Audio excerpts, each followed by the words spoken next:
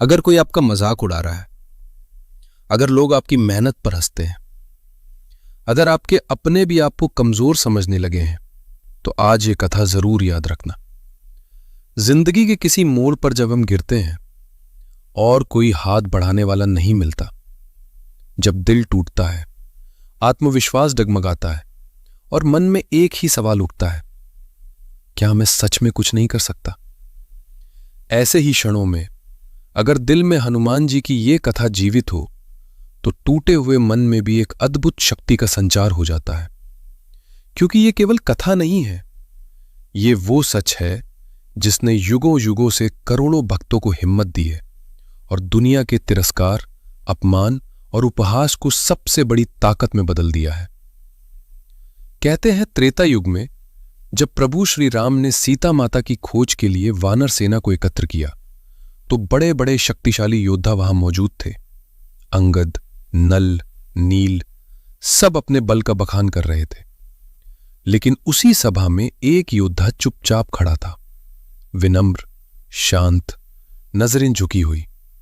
वो थे हनुमान जी, जिन्होंने बचपन में सूर्य को फल समझकर निगल लिया था, जिनकी शक्ति का कोई अंत नहीं था, फिर भी वो मौन थे। जब समुद्र पार करने की बात आई तो सबने अपने अपने सामर्थ्य की बात की, लेकिन हनुमान जी कुछ नहीं बोले। यहां तक कि कुछ वानरों ने उनका मजाक भी उड़ाया, तुम क्या कर पाओगे? हनुमान जी मुस्कुराए, ना क्रोध ना उत्तर, बस मन को प्रभु राम के चरणों में टिकाए रखा। और तभी जामवंत जी ने उन्हें स्मरण कराया, तुम शिवांश हो, तुम्हारी शक्ति असीम है।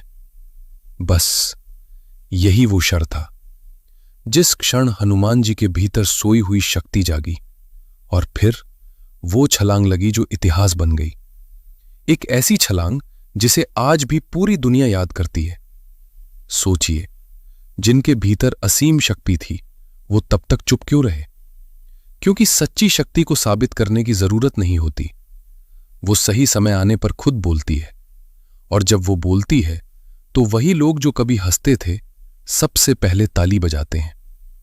यही संदेश है हर उस व्यक्ति के लिए जिसका आज मजाक उड़ाया जा रहा है, जो दुनिया की नजरों में असफल है, जिसकी कोशिशों को हल्के में लिया जाता है। याद रखना, हनुमान जी भी मुस्कुराकर चुप रहे थे, पर जब समय आया तो वही दुनिया उनकी शक्ति देखकर दंग रह गई। और यह केवल युगों की बात नहीं है। बनारस के पंडित सुदर्शन जी को ही देख लीजिए। पड़ोसी रोज मजाक उड़ाते थे, हनुमान चालीसा पढ़कर क्या मिलेगा? लेकिन एक रात भीषण आग लगी, सब कुछ जल गया, बस एक छोटा सा कमरा बचा और उसमें हनुमान जी का चित्र। अगले दिन वही लोग हाथ जोड़कर खड़े थे। तब समझ आया, श्रद्धा का मजाक उड़ाने वाला अंत में उसी श्रद्धा के सामने झुकता है। दिल्ली के आदित्य जी बार बार इंटरव्यू में असफल होते रहे। दोस्त हंसते थे, मंदिर जाने से नौकरी मिलती है क्या? पर उन्होंने हार नहीं मानी। 12वें प्रयास में सफलता मिली।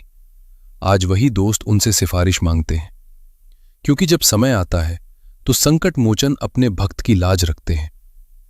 हनुमान जी का जीवन हमें यही सिखाता है, मजाक से डरना नहीं, मजाक उड़ाने वालों से लड़ना भी नहीं, बस धैर्य रखना, अपने प्रभु पर विश्वास रखना, क्योंकि एक दिन वही हंसी तालियों में बदलती है। जब भी कोई आपको नीचा दिखाए तो समुद्र के किनारे बैठे हनुमान जी की वो छवि याद करना, और फिर वो क्षण भी याद करना जब उन्होंने प्रभु राम के स्मरण से आकाश को चीर दिया। याद रखना, जो चुपचाप सहता है और श्रद्धा नहीं छोड़ता, वही अंत में सबसे ऊंचा उठता है।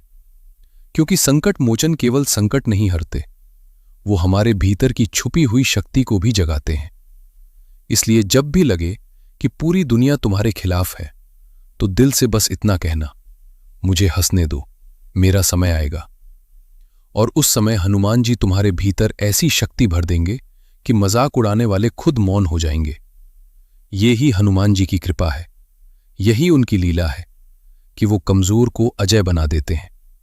और एक दिन तुम्हारी कहानी भी किसी और के लिए प्रेरणा बन जाएगी। तब लोग कहेंगे, देखो, ये वही है जिस पर सब हंसते थे।